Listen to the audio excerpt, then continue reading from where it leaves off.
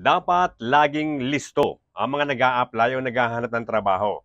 Ito ang may paghikayat na pahayag ni Vice Governor Third Alcala sa katatapos lamang na job at business fair na isinagawa ng pamahalaang panlalawigan.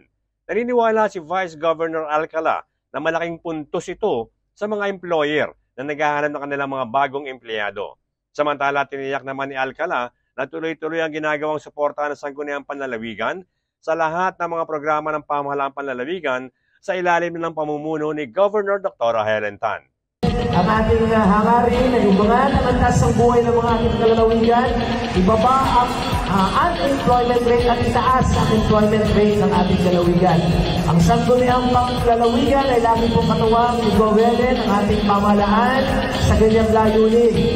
At kaya nga po ito po pala ay meron tinatawag na hard on the spot o yung hard. Pagka kayo ay nakapasa sa standards o sa mga alituntunan hinahanap ng mga companies, kayo po ay hard na. Ganun lang ho kabilis yun. Kaya ang aking payo, kaya binubuhay ko ang diwa ninyo.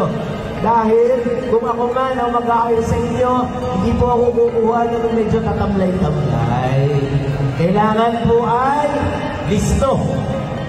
Bert Abrigo nag-uulat para sa DZDG 96.7 Destiny Radio at your service.